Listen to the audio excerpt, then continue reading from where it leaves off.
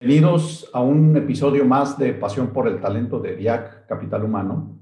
Mi nombre es Óscar Alvarado, expresidente de ERIAC y director asociado de Hitos, firma dedicada a apoyar a las empresas en efectividad organizacional. Salvador se ha destacado por su trayectoria en diversas compañías de clase mundial al impulsar una cultura de transformación organizacional enfocada en el desarrollo de talento, el empoderamiento, la innovación y el emprendimiento. Colaboró 24 años en PepsiCo como miembro de su comité ejecutivo y presidente para América Latina. Es autor de los libros Tu vida, tu mejor negocio y Empresa admirada, la receta. Y es coautor del libro Un México posible, una visión disruptiva para transformar a México, en coautoría con José Antonio Fernández de FEMSA. Del 2011 al 2020 fungió como presidente del Instituto Tecnológico de Estudios Superiores de Monterrey, en donde lideró una profunda transformación que la posicionó como la universidad privada número 1 en México, la universidad privada número 28 a nivel mundial, la número 55 a nivel global y la número 8 en emprendimiento. Tiene claro su propósito de vida: cambiar un mundo mejor a través de servir y amar a los demás, disfrutando cada momento del día con optimismo. Salvador, bienvenido a ERIAC. Óscar, muy buenas y qué gusto que estemos difundiendo estos temas que se vuelven importantes para el futuro de nuestras sociedades. Es excelente, exactamente. Y fíjate, antes de entrar al tema que nos ocupa hoy, ¿por qué la cultura es el mayor diferenciador y crea gran valor? Me gustaría hacerte una pregunta que tiene que ver un poco más con tu trayectoria de vida. Comparte con nosotros alguno de los momentos que haya definido tu vida. ¿Qué nos podrías decir? ¿Qué nos podrías platicar a la audiencia de ERIAC? Pues es difícil porque hay unos que son más bien temas personales que te hicieron reflexionar en tu razón de ser, tu propósito de vida, pero yo siempre fui un lector, un curioso, un emprendedor, y en esa época, cuando yo arrancaba mi vida profesional, hace 35, 40 años, pues había algunos pensadores que iban por delante, sobre todo en el mundo de lo que hoy son los negocios, que desafiaron inclusive las formas que hoy conocemos. Lo mismo que hoy está sucediendo. Hoy estamos viendo algunos pensadores que están desafiando al mundo y son totalmente distintos de lo que me tocó a mí vivir hace 40 años. Pero hubo, yo te diría, 3 escritores que los conocí, que cambiaron mi vida. Uno de ellos se llamó George Steiner, que era un gurú, tenía un libro de planeación estratégica, posiblemente de lo mejor que había en esa época. Y él lo conocí porque yo estaba en Cervecería Moctezuma y vino a darnos una plática, vino a darle una plática a los directores, yo era como que el chofer que lo llevaba de un lado a otro. Y me llamó la atención que el último día me dijo, oye, es increíble que yo siendo gurú de planeación, pues no hice el mismo proceso para planear mi vida. Entonces básicamente me dejó un libro de él y en uno de esos capítulos habla de cómo crear tu plan de vida. Y pues me puse a hacer ese ejercicio y ese ejercicio pues escribió esa visión que ahorita tú acabas de comentar, que las visiones no son de futuro, son actitudes al presente de esas cosas que te emocionan en la vida. Y eso me permitió dirigir la brújula de mi vida, en lugar de que la brújula me la dirigiera pues el mundo que no elegimos, pues al final lo que está en el mundo exterior. Luego conocí a Michael Hammer, que fue en el 93, él escribió el primer libro donde desafió toda la administración que tú y yo conocemos, se llamaba Reengineering the Corporation. Y él decía que era increíble que seguimos administrando las empresas con las teorías de Adam Smith de hace 3 siglos. Y él decía que en el mundo o te vuelves rápido o te mueres. Ya, y te estoy hablando estamos hablando ya de hace 30 años. Y entonces él hablaba de pensar en procesos y crear organizaciones rápidas enfocadas al cliente, que se dice muy fácil, ¿verdad? Y entonces en ese momento pasábamos por una crisis de México muy profunda, la del presidente López Portillo, ¿te acuerdas? Y en ese momento yo estaba en Sabritas y decidimos crear un negocio que se llamó Sonrix, a través de crear cadenas con proveedores en velocidad muy rápida. Y la realidad es que probamos todos los conceptos de Michael Hammer que tenían que ver con la cultura, el empoderamiento, pero en esas épocas, y el negocio logró cosas extraordinarias que nadie las entendía por qué sucedían. Entonces fue mi primera inclusión a darme cuenta lo valioso que era la velocidad, empoderamiento, cultura. Y después tuve la oportunidad a Michael Porter también, pues que al final él dijo, a ver, el pasado no explica el futuro y por lo tanto todo esto que aprendieron del FODA de planeación, agárrenlo y tírenlo a un botecito de basura y definan una visión, un propósito que enganche a la gente y a partir de eso pónganse a ejecutar ese planteamiento, esa estrategia. Y la verdad que al día de hoy, si tú revisas, la mayoría de organizaciones siguen planeando en base a la historia, en base a los componentes históricos, y la realidad es que dices, oye, ¿cómo es posible que si hace más de 30 años Michael Porter nos retó a no seguir el espejo retrovisor, hoy la mayoría seguimos analizando el espejo retrovisor? Pero ¿qué pasa con las empresas que no tienen espejo retrovisor, que deciden lanzar hoy? Pues no les queda más que irse para adelante. Y por eso vemos organizaciones moviéndose muy rápido y la mayoría muy lentas porque traen un legado que no quieren dejar, que se llama una resistencia al cambio. Entonces yo te diría que estos tres pensadores, pues después llegué a Monterrey hace más de 23 años a dirigir Gamesa, una empresa problemada, que no la querían muchos en PepsiCo, y tuvimos la oportunidad de aplicar la misma metodología, alinear la visión, la organización y la cultura, y pues en 2-3 años brinca. Después me dieron Latinoamérica, hice lo mismo, después ya me retiré a mi proyecto personal de vida y en el TEC pues apliqué exactamente la misma metodología, que es tocar la cultura. Pero para tocar la cultura pues tienes que cambiar la organización y alinear también un sentido de propósito. Absolutamente. Hoy, valiosísimo lo que compartes, Salvador. Y fíjate que yo quiero conectar esto que me acabas de decir. Cuando tú lo decías, yo reflexionaba sobre algo en lo que yo creo mucho. Desde hace algunos años, por ahí yo descubrí que hay dos formas de desarrollar a las personas, y una tiene que ver con el desarrollo horizontal y la otra tiene que ver con el desarrollo vertical. Y justamente de lo que hablas en este momento es uno de los elementos más importantes del desarrollo vertical, que significa ampliar la perspectiva y aumentar la complejidad de nuestra forma de pensar. Entonces, lo que tú hacías o lo que tú hiciste en ese momento al buscar pensadores que desafiaban el conocimiento, entonces fue justamente eso, es cómo ir ampliando nuestra perspectiva, nuestro mindset, para tener un mayor poder para resolver cosas. Y eso, bueno, pues es algo que evidentemente también pocas organizaciones utilizan, pero que es una palanca de transformación muy importante. Muchas gracias por compartirlo, Salvador. Vamos a entrar en materia. Cuando uno busca en Google libros sobre cultura organizacional, la búsqueda nos arroja alrededor de 16 millones de resultados. Es una cantidad impresionante de información que habla sobre la cultura. Probablemente sea uno de los temas de management sobre los que más se escriben. Sin embargo, a mí me llamó mucho la atención un estudio muy reciente de Deloitte que dice que solo el 12% de las organizaciones encuestadas decían entender su cultura y un 19% creía tener la cultura correcta. Una gran diferencia entre lo que se escribe y lo que interesa el tema y lo poco que se entiende el tema de la cultura. En tu opinión, Salvador, mi primera pregunta sería, ¿por qué es importante hablar de cultura organizacional?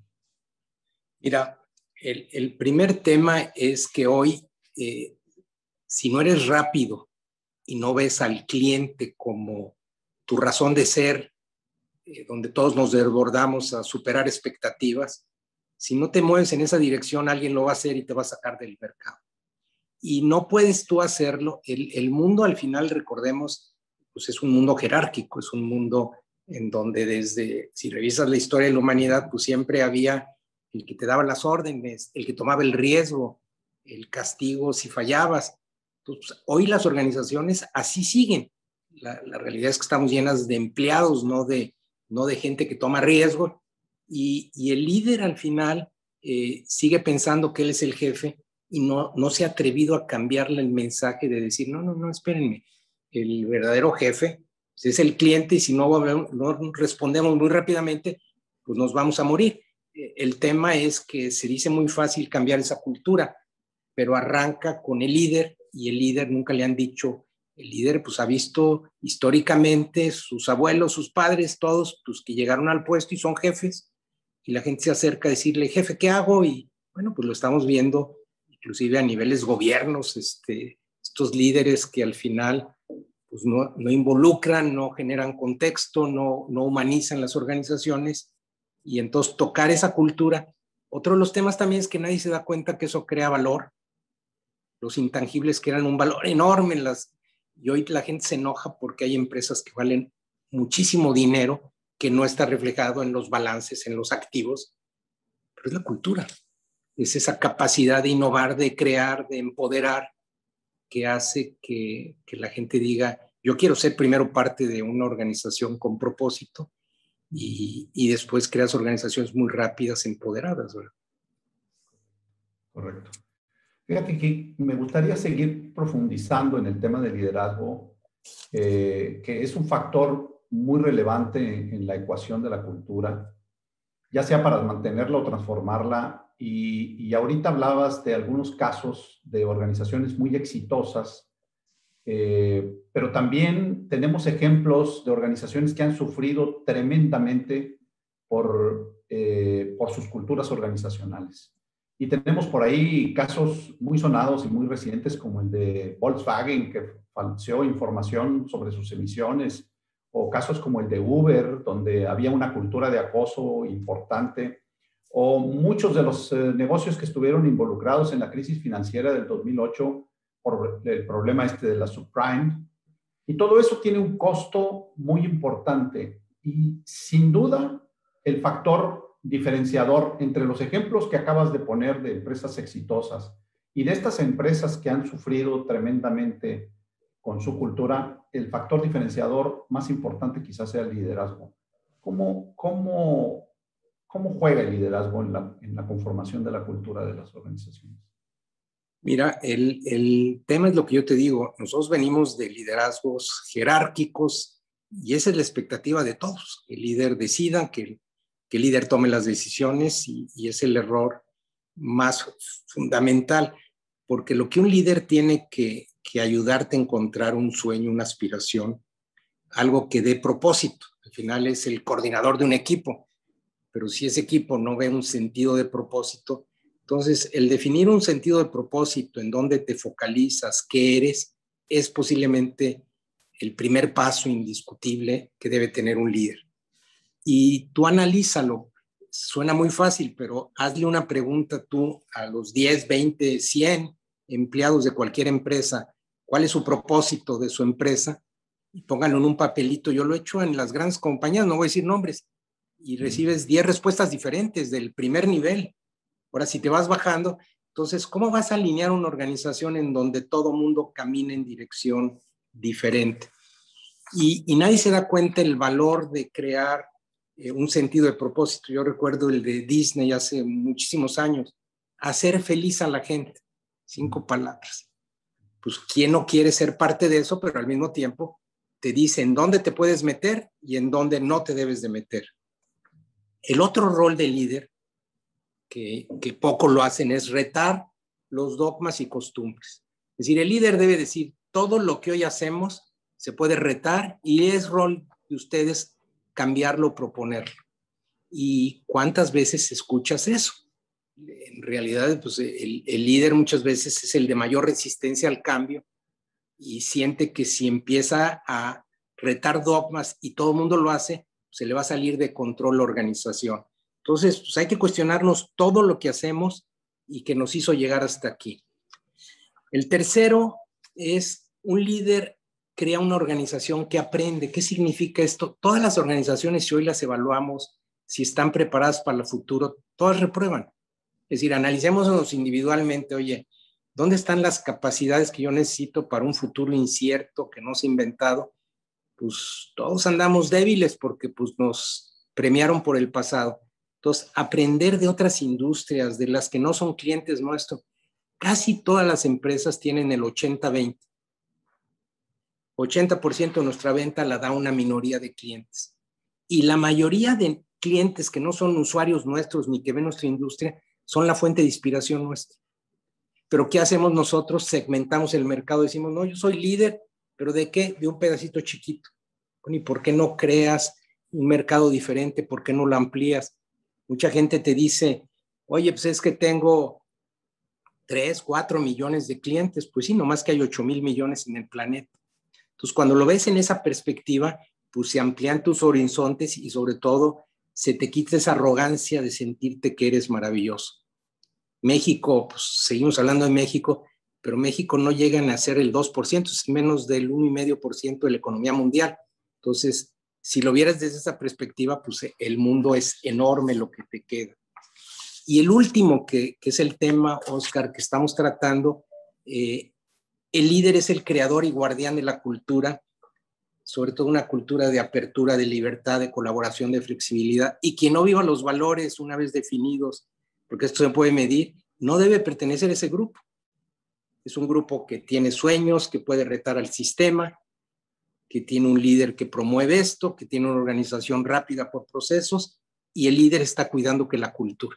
¿Cuántas veces nosotros premiamos al que da resultados, aunque no vive los valores, que es prácticamente los ejemplos que tú dabas? Oye, por dar el resultado, pues violaste alguna norma de sostenibilidad o mentiste. Entonces, si la cultura es lo más importante, quien la viole, pues no merece o le das una oportunidad, o no merece ser parte de esta organización. Entonces, yo te diría que esas características, si le preguntas tú a cualquier gente, evalúa a tu líder, a tu jefe. Una de las cosas que yo hacía donde he estado es que me evalúen a mí. Y yo le decía al equipo, oye, si yo repruebo, yo me retiro, porque ustedes me están evaluando de una otra forma que no estoy yo realmente creándoles valor a ustedes y ustedes viceversa hacia abajo. Entonces, ese es el otro tema. ¿Quién evalúa a quién? Si el cliente va a evaluar a quien le da servicio, pues los que no estamos atendiendo al cliente o creamos procesos y apoyamos para que tengamos procesos rápidos o nos vamos de las organizaciones, ¿verdad? Bien. Buenísimo. Fíjate que mientras hablabas, yo recordé dos ejemplos de Jack Welch. Yo estuve durante algunos años colaborando para General Electric y aprendí algunas cosas sobre este personaje. Una persona de mucha influencia en el mundo de los negocios en aquella época. Y él hablaba de que el líder lo definía. Tú hablas mucho del tema del propósito, de identificar ese propósito que va más allá de los resultados de corto plazo, de los resultados financieros de los negocios. Y entonces él hablaba que el líder debía de ser el Chief Meaning Officer, o sea, lo calificaba como eso. O sea, es el creador de sentido, el creador de significado para impulsar y motivar a la gente desde dentro, no necesariamente con la motivación externa. Y la otra cosa que hablaba él con mucha vehemencia era eso, la combinación entre el desempeño y los valores. Y privilegiaba el tema de los valores como algo que estaba por encima incluso de los resultados. Y eso es lo que hace una congruencia en una organización y definitivamente le pone el sello y detona la forma de vivir la cultura. Hablando de esa parte de los valores, ¿por qué son tan relevantes? ¿Qué nos puedes decir alrededor del tema de los valores? Mira, al final, si tú analizas cualquier negocio nuestro, consiste en que tenemos que movilizar personas con un propósito común. Si no, pues todos estaríamos dividiéndonos y perdiendo la energía. Y esto al final, a diferencia de lo que sucedía hace 60 años, velocidad no era relevante. Hoy velocidad es todo. Entonces, a nosotros nos enseñaron que el tiempo podía transcurrir y no había problema. Hoy, si no tienes la capacidad de moverte, es muy difícil. Y la pregunta es, ¿cómo logras que el ser humano, que por naturaleza es un ser de hábitos conservador, se pueda mover un poco más rápido? Va contra su propia naturaleza. Entonces, lo que tú tienes que crear es una cultura en donde digas, a ver, el valor de la innovación es importante, el valor de la colaboración es importante. ¿Qué conductas yo quiero que queden en esta organización? Pones la conducta y después lo que debes decir es, oye, en tu grupo de trabajo, en la organización, vivimos este valor, y si no lo vives o repruebas, pues le jalas la oreja a alguien o te pones a hacer una acción y plan. Y cuando una organización vive los valores, lo que logra es que se mueve muy rápido. Acuérdate que al final el liderazgo hoy nos obliga a romper creencias, paradigmas, y el otro es organizaciones que te digan que el jefe decide, se van a morir. Nosotros decidimos. ¿Qué quiere decir? Que el último en hablar en una toma de decisiones es el jefe. Y el jefe lo que debe generar es las conversaciones y después unirse a la decisión del grupo. Absolutamente. Y sabes que cuesta mucho trabajo convertir precisamente a los valores en la guía, en el faro para tomar las decisiones. Ahorita hablaste también de algo que no me gustaría dejar pasar, Salvador. Hablaste del tema de las conversaciones y me llamó mucho la atención lo que dices. Yo hace poco hacía una reflexión con algún colega en el sentido de decir, en las organizaciones hay dos cosas que creo que hacen mucha falta. Uno es el nivel de awareness, o sea, darte cuenta exactamente dónde estás y cuáles son tus principales problemas, pero el otro tiene que ver con el nivel de las conversaciones. Y en ese sentido yo señalaba un par de cosas. O no se sabe cómo conversar, o hay temas que es importante tocar y que se evaden. Y entonces, eso es veneno desde mi punto de vista para la vida de una organización, para su desempeño y para su productividad. Entonces, uno de los trabajos desde mi punto de vista que hay que hacer mucho y que hay que impulsar muchísimo en la cultura es precisamente a generar conversaciones de valor, a tocar los temas álgidos, a atacar precisamente los temas que duelen, ¿no? Alrededor de eso. Hoy estamos en un entorno VUCA, volátil, incierto, complejo, ambiguo. ¿Cuáles serían las características de la cultura que mejor responde a cambios tan radicales como un contexto económico distinto, un cambio significativo en la estrategia del negocio, o esto que se nos vino de forma tan fuerte y repentina como el COVID? Bueno, la primera, Oscar, recuerda que el cambio arrancó hace 35 años, nomás que nos hemos resistido con el nacimiento de Internet y seguimos debatiendo en que el mundo presencial y el otro, y tuvimos la burbuja.com, que tuvo un colapso en el 2000 y muchos se ponían felices, y después otros 10 años con una evolución, y la pandemia hoy quedó de manifiesto que la evolución digital como herramienta para un mundo sostenible va a estar, y que la innovación pues va a estar ahí por muchos años. Pero sin duda, los retos que hoy tenemos es que tenemos que cambiar más rápido que el mundo exterior. Y la tecnología y el mundo exterior van muy rápido. Los seres humanos nos cuesta trabajo. Entonces, lo que yo digo, a ver, no se preocupen de la tecnología, ella ahí está. Si no cierran la brecha de cambio humano, pues no va a haber una transformación. Entonces, el verdadero reto es cambiar más rápido. Ahora, si yo quiero cambiar más rápido, pues tengo que olvidarme de pensar en que las decisiones de cambio las hace un grupo de 10, 20 gentes. La innovación es trabajo de todos los días. Y nos enseñaron los japoneses con el proceso de mejora continua, pues, que inclusive inventado por un americano hace 50 años. Ahora, la pregunta es, ¿cómo logro que la gente se apasione, sea creativa, tome riesgos cuando por naturaleza no están preparados para ello? Entonces, yo te diría que hay una formulita complicadísima, pero es sencilla, Primero es invertir la pirámide. Es declarar que tú eres un servidor, quítate el título de presidentes y director, internamente tú estás al servicio. Comenzando con decirle, si tienes a alguien que te da asistencia, porque posiblemente ya no lo requieres, decirle, si alguien te pide algo, la última prioridad soy yo. Primero atiendes al otro. Y la gente va a decir, no te entiendo. Pues sí, si yo estoy al servicio de los demás y invertir la pirámide, pues tengo que comprometerme. Y la segunda es que te evalúe la gente al revés. Y que cuando a ti te evalúen el equipo con el que tú estás apoyando y te evalúen mal, públicamente digas, me voy a retirar. Pero lo digas públicamente y lo empiezas a permear. El otro es cómo creas ambientes para pensar diferente y estar en desacuerdo.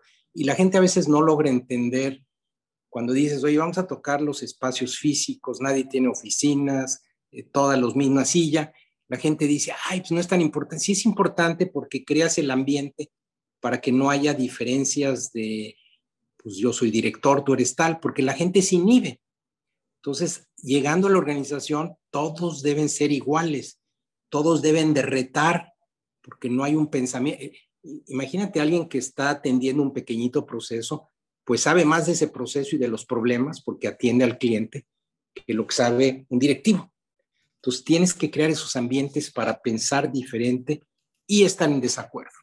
Yo creo que el mayor valor en una organización es estar en desacuerdo porque en ese desacuerdo es donde posiblemente encuentres soluciones mejores. Y el otro tema que nadie hacemos es medir el tiempo de ciclo.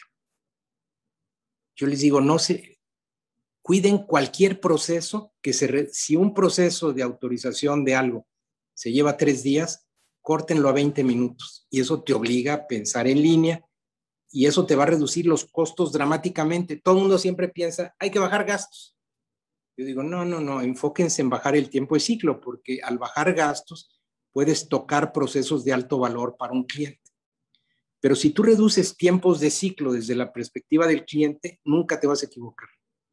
Entonces, yo le digo a la gente, a ver, yo siempre les decía, a ver, una autorización que requiera la firma de Salvador no debe de pasar de 24 horas un día. Y si no está autorizada en automático. Entonces, cuando tú empiezas a crear esa cultura, pues ya le pusiste una presión a los demás, porque ¿cuántas gentes tardan 2, 3 días en un proceso de autorización? Y la gente se tiene que acomodar y no le puede exigir a esa gente de, oye, a ver, ¿tú qué valor agregado das en esa firma? Pues si no das valor, te voy a sacar de esa firma. Entonces, invertir la pirámide, ambientes para pensar diferente y la métrica más importante es tiempo de ciclo, velocidad. Una buena parte de quienes escuchan este podcast, Salvador, es gente de recursos humanos, a quienes convoca ERIAC. Y cuando se habla de cultura, típicamente se asocia a las áreas de recursos humanos como responsables de conducir los esfuerzos. En tu opinión, ¿cuál debería de ser el rol real de recursos humanos en esto? ¿Tiene que ver con la promoción, con el desarrollo, con la transformación de la cultura en una organización? Mira, ese es buen tema.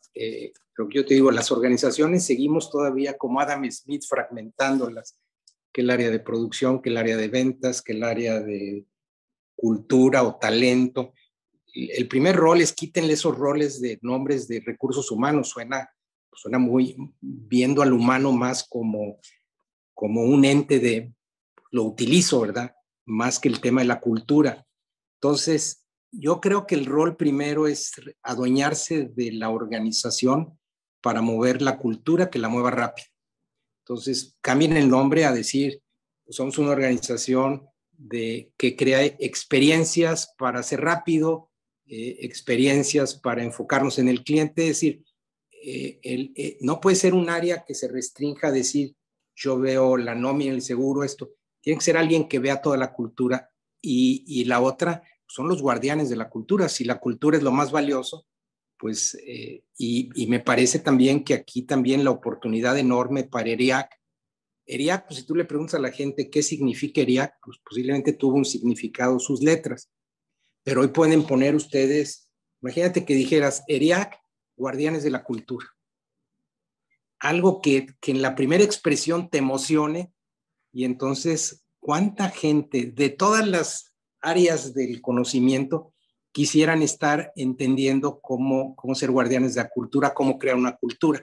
Entonces, en ese momento amplías el horizonte de las posibilidades de herramientas que hoy pues, los seres humanos necesitamos. Y por otro lado, sin duda, hay que crear un liderazgo más humano, menos jerárquico. Y cuando veas esos líderes jerárquicos que destruyen cultura, pues hay que quitarlos lo más rápido posible porque son cánceres que afectan a las organizaciones. O dicho de otra forma, pues son guardianes de la cultura. Y hacer reconocimiento que esa cultura, lo que tú dices, esos valores que dice mucha gente, que tenemos unos valores y que mírenlos y te vas a dar cuenta que es puro rollo, que esos valores, yo le digo a la gente, a ver, te voy a hacer 5 preguntas a tu gente y pónganme un papelito y califiquen al líder que estamos ahí muchas veces en un grupo. Y le digo, a ver, califiquen a su líder si promueve que la gente se exprese libremente, aunque no estén de acuerdo con sus ideas. Díganme si tienen la capacidad de atraer gente mucho mejor que él y busca gente mejor que él. ¿Es de esos líderes tu jefe el que reconocen a las personas que hacen cambios y asumen riesgos y los promueven? Y a todos cuando se los hago y les digo, a ver, respondan, pues todos reprueban. De repente hay algunos que en alguna calificación sacan 8, 9. Entonces, ¿qué es lo que pasa? Que muchos no miden la cultura porque no quieren realmente darse cuenta, pues que no hay una área enorme de oportunidad, ¿verdad? Y después vamos a pensar que repruebas, ¿cómo la cambias? Pues tienes que cambiar con tus comportamientos. Y cuando dices, cambia los comportamientos del jefe, todo el mundo está al servicio del señor que se le ofrece un cafecito y es, cámbiale a la gente todas esas cositas por las que operamos históricamente, pues es muy difícil. Entonces dice la gente, no, es que ¿para qué lo cambio? Cuesta 3 pesos, eso no afecta. No, no es un tema de cambio de 3 pesos. Es un cambio de crear un sentido de propósito, emocionar una organización, llevarla a otro nivel. Y si no nos damos cuenta, muchas organizaciones viejas, pues tenemos que cargar con un pasado y con un espejo retrovisor. Los nuevos emprendedores que arrancan a partir de hoy, pues lo único que tienen es pensamiento disruptivo hacia adelante y están creando empresas. Hoy veía, o ayer veía el periódico de Lankenau, de René Lankenau, y decía, oye, Kavak, esta empresa de renta, de compraventa de autos, ya vale más económicamente que Alfa. Y no existía hace 3 años, ¿verdad?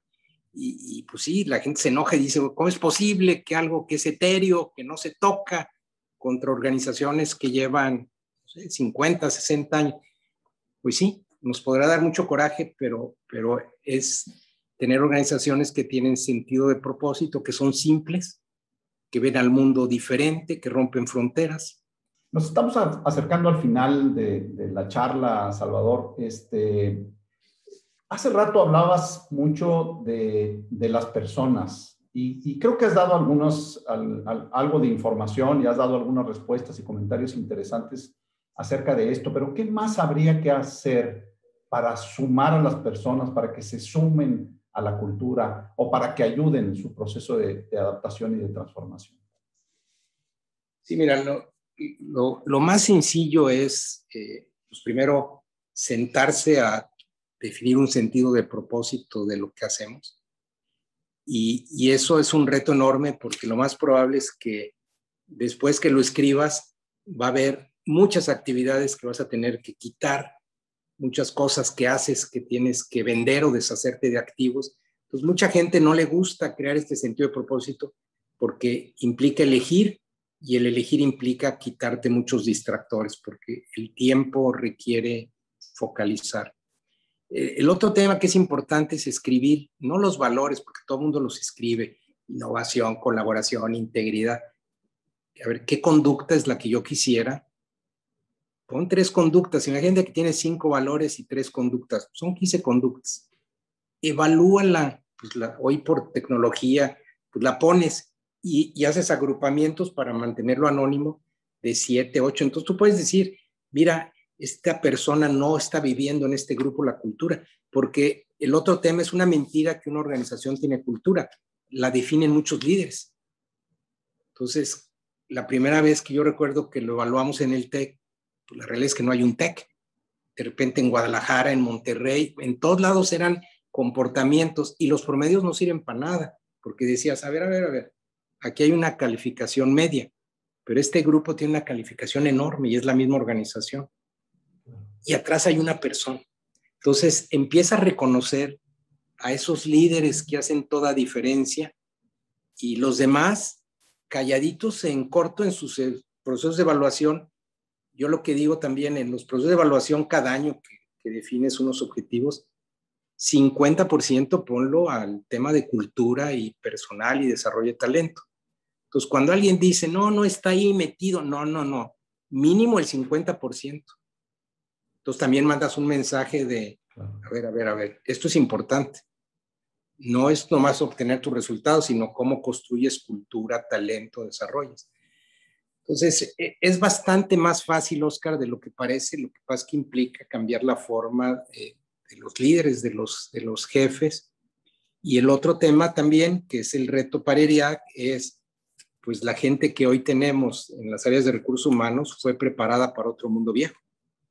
Entonces también, ¿cómo preparar? Es decir, está muy fácil lo que yo estoy diciendo, pero te tienes que enfrentar con estos líderes, ayudarles, cambiar la organización, meterte a todo el proceso. Y además, literalmente las organizaciones son un sentido de propósito y manejamos dos cosas, dineros y personas. Y por mucho las personas son más importantes que el dinero. Entonces, ¿cómo haces que ese componente, propósito, dinero, recursos, personas, jale? Y es cultura, es levantarte en la mañana diciendo, yo quiero ser parte de esto. Es correcto. Y tomar riesgos y premiar los riesgos. Premiar, más bien, premiar al que toma riesgos aunque tropiece, porque hay aprendizaje. ¿Y cuántos realmente dices, oye, ha sido promovido 3 veces y llegó a director general? Y yo les digo, a ver, ¿qué ha hecho disruptivo? ¿Cuántos errores tiene? Qué buena pregunta, pues ninguno. Entonces llegó por complacencia. Pues ¿cómo va a atreverse esa persona a generar cambio ahora? Claro, absolutamente, absolutamente. Y una característica de esto que nos dice Salvador es también para poder gestar ese cambio hay que acabar un poco o hay que bajarle al tema de la arrogancia y que cada vez aparezca más el tema de la humildad, porque eso es lo que nos permite escuchar, reconocer que tenemos que ajustar cosas, que reconocer que podíamos haber estado equivocados, en fin, o sea, la humildad es una característica también del cambio y de la transformación. Yo quiero hacerte una pregunta que seguramente tú vas a tener una claridad para responderla en este sentido, y es, ¿cuál ha sido el legado que has buscado dejar en las organizaciones para las que has colaborado y qué impacto crees haber logrado, Salvador? Mira, sin duda, yo siempre pensé que debía controlar mi vida fuera de una empresa. Inclusive desde que salí dije que yo no iba a trabajar para nadie. Y desde que ya tenía 40, 45 años, ya quería salirme de PepsiCo. Quería dedicarme a otras cosas. Y me daban premios y nuevos puestos. Y por lo único que me quedaba era por la capacidad de influir en crear organizaciones humanas. Entonces, a mí me hubieran corrido si no daba crecimiento en ventas y en utilidades y Y ese era el incentivo, posiblemente porque me palomeaba. A mí mi incentivo es cómo estaba el clima laboral. Es decir, cómo estaba la gente, el engagement, era mi único premio. Y si eso se daba, curiosamente, pues los otros indicadores iban maravillosos. Entonces, nadie se da cuenta que tocando esas piezas, pues mueves todos los indicadores que a lo mejor son los tradicionales en una organización. Entonces, y por eso en el TEC, pues entré en el TEC pues porque podía impactar 150,000 estudiantes. una cultura en los medios educativos. La educación está muy atrasada, entonces, pues sí, evolucionamos, pero evolucionamos en un mundo que yo esperaría que después de la pandemia las organizaciones más grandes del mundo sean las que den contenidos y autoaprendizaje gratis para todo el planeta, ¿verdad? Pero sí, sin lugar a dudas, ver seres humanos realizados, que cuestionan, que tienen sentido de propósito y poder influenciar, bueno, pues es parte de la visión que leías al inicio. Y la otra, yo amo los conflictos, porque los conflictos vienen de problemas que nos llegan, como la pandemia o el gobierno que hoy tenemos, o oportunidades, las que tú inventas para crear un mundo mejor. Pero lo único que puedes manejar es energía positiva. Lo que te corresponde a ti como líder, pues es manejar una energía positiva, porque si la desgastas en energía negativa, pues pierdes el engagement, pierdes todo esto en una organización. Entonces, en lugar de asustarnos del conflicto, amemos el conflicto, porque de aquí a que no sea nuestro último día en la Tierra, pues vamos a vivir conflictos, ocasionados externamente muchos, pero también nosotros hay que meternos también en oportunidades, ¿verdad? Crear problemas. Y resolverlos, Salvador, da una gran satisfacción y aumenta nuestra capacidad de interactuar, nuestro poder para navegar en este mundo complejo y para aportar valor precisamente, ¿verdad? Porque nos hace cada vez mejores, cada vez que resolvemos un conflicto, algo bueno le dejamos a la empresa o a la humanidad. Ha sido un placer enorme. No quisiera yo que terminara esta charla contigo, valiosísima.